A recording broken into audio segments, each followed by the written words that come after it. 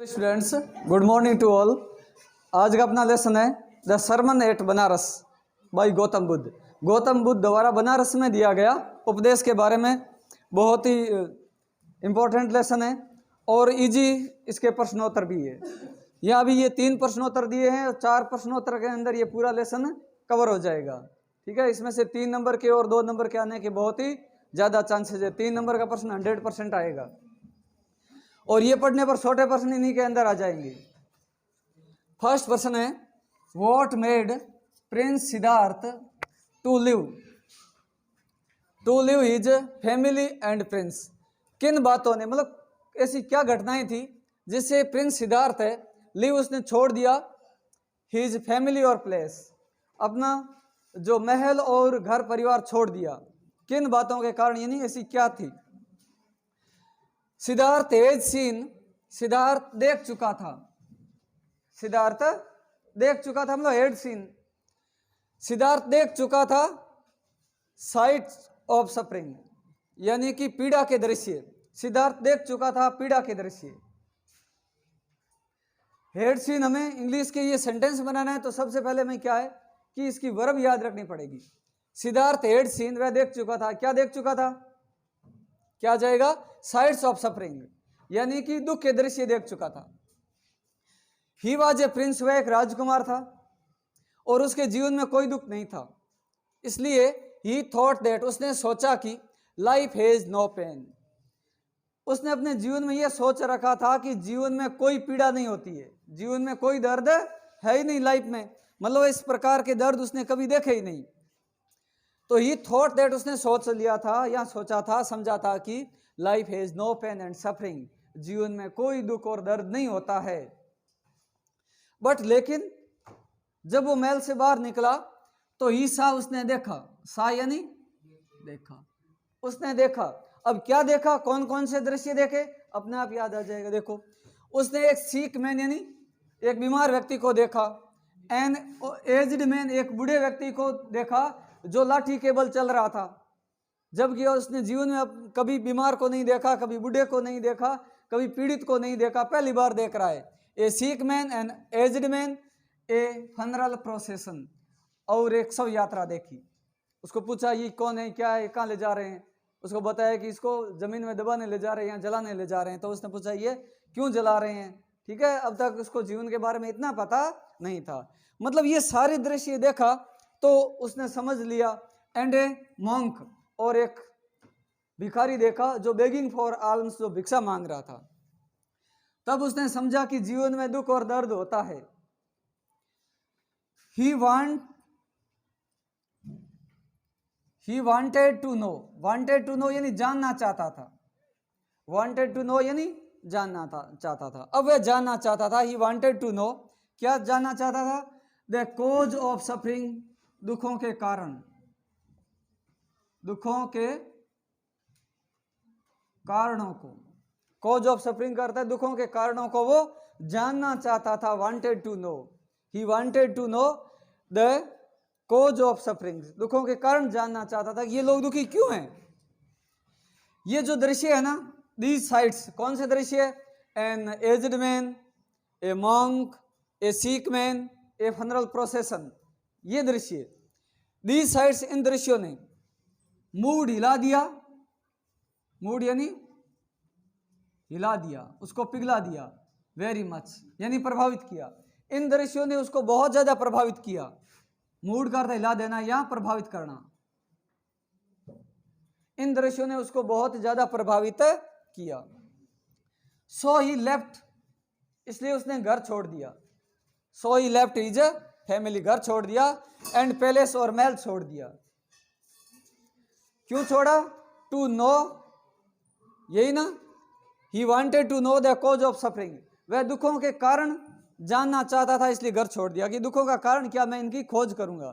ठीक है, मतलब he wanted to know the cause of suffering, so he left the house and palace. He wandered, वह घूमता रहा, फॉर 7 years, 7 वर्ष, तो 7 years तक तो वह ज्ञान की खोज में घूमता रहा कि मुझे यहाँ नॉलेज मिलेगा, यहाँ ज्ञान मिलेगा। ठीक है, 7 years तक वो वांडर्ड करता घूमता रहा। फाइनली अंत में क्या करता है, ही सेट डाउन, वो बैठ जाता है, सेट डाउन यानी बैठ गया, फाइनली ही सेट डाउन, वो बैठ गया अंडर ए पीपल ट्री, और अंततः वह एक पीपल के पेड़ के नीचे थक करके बैठ जाता है, he sat under a peepal tree. After the years of, उसके वर्षों की तपस्या के बाद में, he got enlightenment, got enlightenment, got यानी प्राप्त करता है, गॉट यानी प्राप्त किया, इनलाइटनमेंट का अर्थ है ज्ञान, उसे ज्ञान की प्राप्ति हुई, ही गॉट इनलाइटनमेंट। ठीक है, तो ये हो गया, इन बातों से सिद्धार्थ है वो, उसने परिवार और घर छोड़ दिया। इसी से रिलेटेड और भी प्रश्न बनता है, how was Prince Siddharth transformed into Buddha, जो राजकुमार सिद्धार्थ था ना, ट्रांसफॉर्म्ड बदल गया, परिवर्तित हुआ, बदल गया या परिवर्तित हुआ इनटू गौतम बुद्ध, वह गौतम बुद्ध में कैसे ट्रांसफॉर्म हो गया। सेम आंसर है, आंसर क्या है, सेम है। ही वाज ए प्रिंस, वह एक राजकुमार था, ठीक है, यही लिखना है, वह एक राजकुमार था, और he seen sight of suffering, दुखों के दृश्य उसने देखे, और he thought that life has no pain, उसने सोचा कि जीवन में कोई दर्द नहीं है। He saw a sick man, aged man, funeral procession, ये दृश्य देखे, और he moved, the sight moved him very much, और इन दृश्यों ने उसको क्या कर दिया, पिघला दिया। So he left house and family, house घर परिवार छोड़ दिया। ही वांडर्ड 7 years तक घूमता रहा। Finally he set down under a peepal tree के नीचे बैठ गया। ही गॉट नॉलेज, उसे ज्ञान प्राप्त हुआ, और ही रीनेम्ड, और जहाँ ज्ञान प्राप्त हुआ उस जो बोधि वृक्ष है उस पेड़ का नाम उसने बोधि रख दिया। ही रीनेम्ड, रीनेम्ड ने नाम दे दिया द ट्री, उस पेड़ का, द बोधि ट्री, जहाँ पर उसे ज्ञान प्राप्त हुआ उस पेड़ का नाम उसने क्या दे दिया, बोधि ट्री। और he was known as Buddha, और उसको बुद्धा के नाम से जाना जाता है। तो इन दोनों का सेम अर्थ है, यानी कि सिद्धार्थ है वो बुद्ध में कैसे बदला, ये सेम स्टोरी है।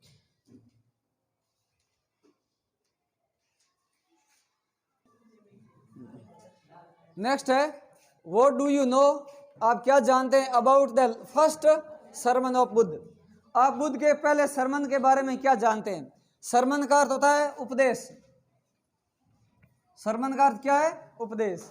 तो बुद्ध के पहले उपदेश के बारे में क्या जानता है, यानी कि Buddha got enlightenment, Buddha got enlightenment, उसे ज्ञान प्राप्त हुआ, और ज्ञान प्राप्त होने के बाद ही प्रीच्ड, उसने उपदेश दिया। प्रीच्ड का क्या होता है, उपदेश दिया।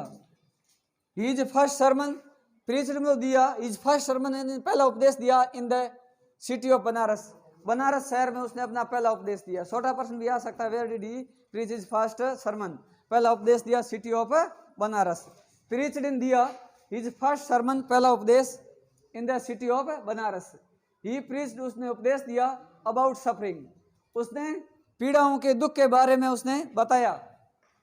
यहीं पर किस्सा गौतमी, ये स्टोरी आ सकती है किस्सा गौतमी का, इसका एक इंपॉर्टेंट प्रश्न बनता है किस्सा गौतमी का। बुद्धा से संबंधित जो प्रश्न बनना था वो हो चुका है।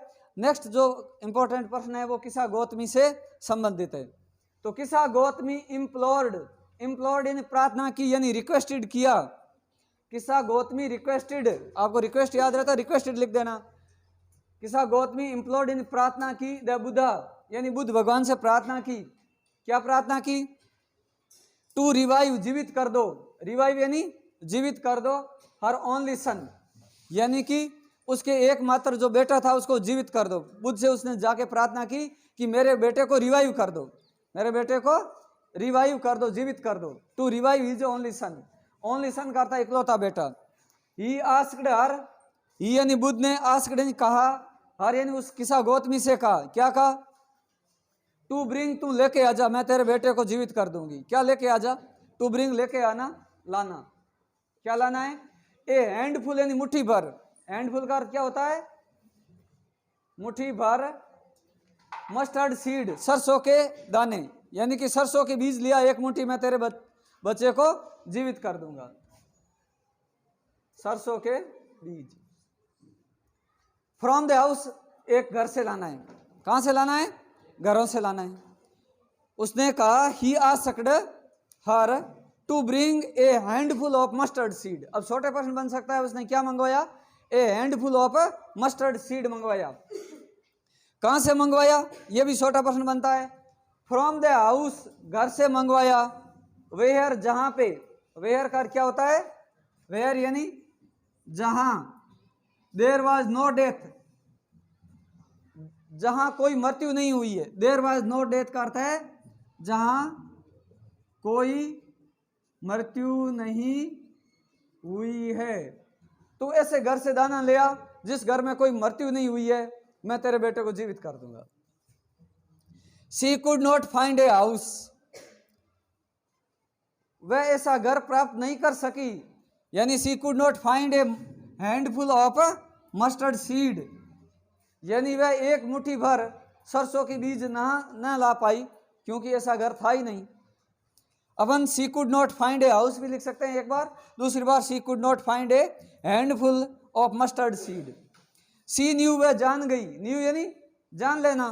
क्या जान गई? दैट की एवरीवन विल डाई, कि प्रत्येक व्यक्ति मरेगा। क्या जानी? एवरीवन विल डाई, प्रत्येक व्यक्ति मरेगा। यहां पर किसी और प्रश्न के भी आंसर है। सरमन के इस यानी उनके हमें क्या ज्ञान प्राप्त हुआ, या किसा गौतमी ने अंत में क्या ज्ञान प्राप्त किया? Kisa Gotami finally knew that everyone will die, everyone will die, प्रत्येक व्यक्ति मरेगा। एंड ऑल द सफरिंग्स, सारी अपने दुख दर्द पीड़ा है ना, आपकी भी पीड़ा है ना, याद करने की पीड़ा वगैरह, आर पार्ट ऑफ लाइफ, सभी पीड़ाएं जीवन के अंग है। ऑल द सफरिंग यानी सभी पीड़ाएं, आर यानी है, पार्ट ऑफ लाइफ, ये जीवन के हिस्से हैं, जीवन से अलग नहीं है। कभी खुशी और कभी गम, ये दोनों जीवन के क्या है? साथ चलने वाले चक्र है।